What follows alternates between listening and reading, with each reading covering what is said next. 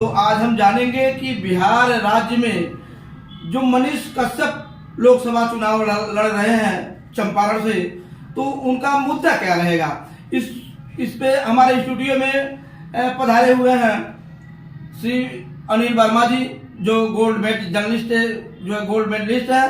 तो भाई साहब, क्या होगा इसमें, किस मुद्दे पर चुनाव लड़ने आए हैं पंकज जो है उनकी मनीष कश्यप।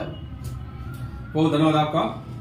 देखिए, हर चुनाव में मुद्दा बनाया जाता है। जी जी जी। उसी मुद्दे को लेकर चुनाव लड़ा जाता है जी।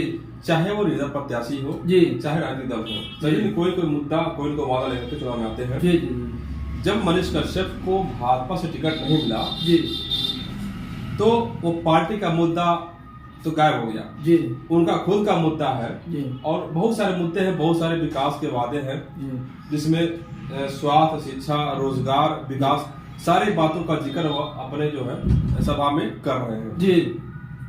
तो बता दूं आपको कि जो मनीष कश्यप का जो मुद्दा है, जी, अगर स्वास्थ्य की बात करें तो वो जहां जहां जा रहे हैं वहां बता रहे हैं कि वो प्रत्येक प्रखंड में यानी विकास खंड स्तर पर एक सुपर स्पेशलिटी हॉस्पिटल का निर्माण कराएंगे, जहां गरीबों का फ्री में इलाज होगा। ये उनका वादा है। और इसके अलावा जो उनका एक भी और भी मुद्दा रहा है, जो वादा कर रहे हैं, वो है कि क्लास 6 से लेकर के वो MA यानी स्नातक तक जो है पढ़ाई, बेटियों की पढ़ाई वो फ्री में कराएंगे, और जिसमें लड़कियों को कोई फीस नहीं देना पड़ेगा। इसके अलावा वो बेतिया और रक्सौल में रिंग रोड का भी निर्माण कराएंगे।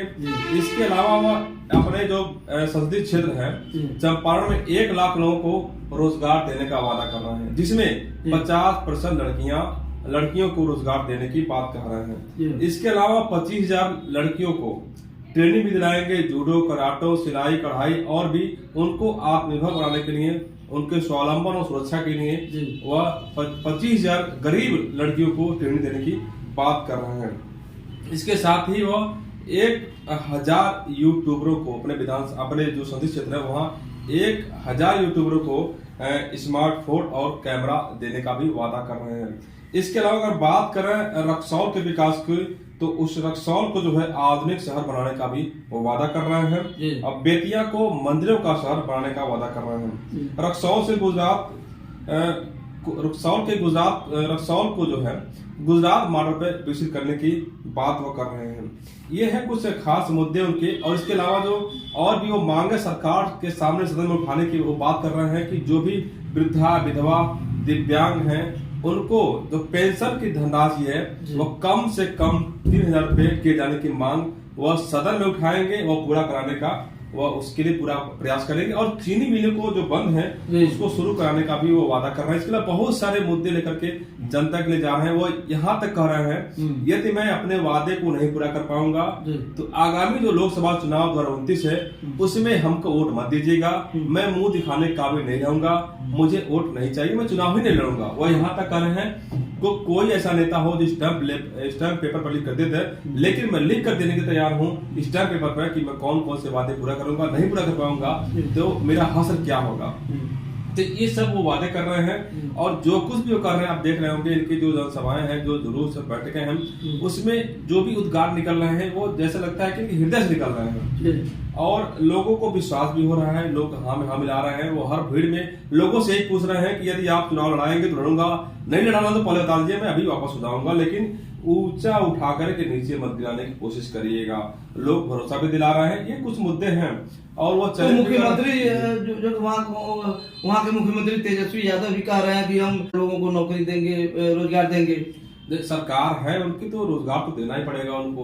दे रहे हैं, लेकिन एक लोकसभा क्षेत्र का कौन सा ऐसा सांसद है जो इतना खुले चैलेंज करके रोजगार देने की बात करता है, जो जीता नहीं है। तो ऐसी बात कर रहा है कि 1 लाख लोगों को रोजगार दूंगा।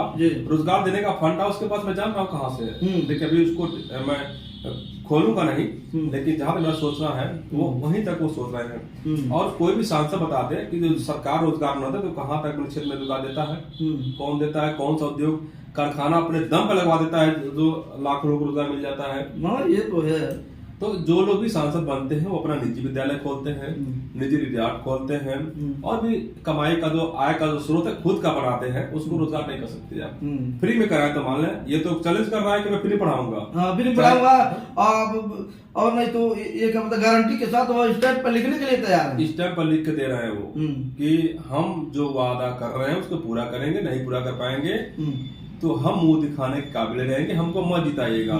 यहाँ तो कह रहे हैं कि वो गरीब को जिताइए आप, क्योंकि गरीब जीतेगा तो गरीबी की हालत को महसूस करता है, वो गरीबी को दूर करने का प्रयास करता है। अमीर जीतेगा तो उसको गरीबी का एहसास नहीं हो पाता। सही बात। ये मुद्दे उनके हैं, और भी सारे मुद्दे वो लेकर चल रहे हैं जिसका जिक्र हम कर सकते हैं। तो इसमें क्या होगा, क्या ये मुद्दा उसमें काम आएगा जो चुनाव में? क्यों नहीं आएगा?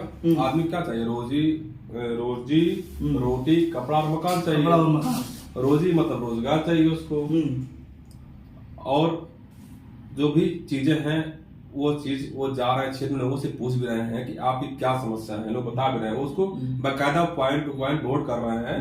और जन समुदाय भी उनके साथ है, तमाम भीड़ें हो रही हैं। और मैं देख रहा हूँ कि जो भाड़े का भीड़ नहीं है मनीष कश्यप में, आप देखे होंगे कि भाड़े की भीड़ का कुछ चेहरा, कुछ इंप्रेशन, कुछ खड़ा होने का तरीका, बात करने का अलग होता है, लेकिन उनका जो है उत्साह, जोश है कि मेरा हुआ, मेरा नेता आ गया, इसको सपोर्ट करना, ऐसा दिख रहा है। क्योंकि कोई सभा लगती है किसी पार्टी, किसी दल के उम्मीदवार की या सांसद विधायक की, तो वहाँ भाड़े बुलाए जाते हैं, कार्यकर्ता अधिक रहते हैं, लेकिन यहाँ तो पब्लिक अधिक है, क्या करता नहीं कोई है। तो बहुत सारे कंडीशन बन रहे हैं जो वादे ये कर रहे हैं जनता के बीच में। अब ये कहाँ तक निभा पाते हैं ये तो वक्त ही बताएगा, लेकिन जो वादे कर रहे हैं वाकई में विश्वास करने योग्य है, और जनता विश्वास पर ही वोट देती है। और हर वोटर जो है कहीं न कहीं अपने उम्मीदवार से उम्मीद करता है कि वो जो चाह रहा है उससे उनका जो भी सांसद है उसको पूरा करेगा। तो चलिए, बहुत बहुत धन्यवाद, आपने बहुत अच्छी जानकारी हमारे दर्शकों को दिया।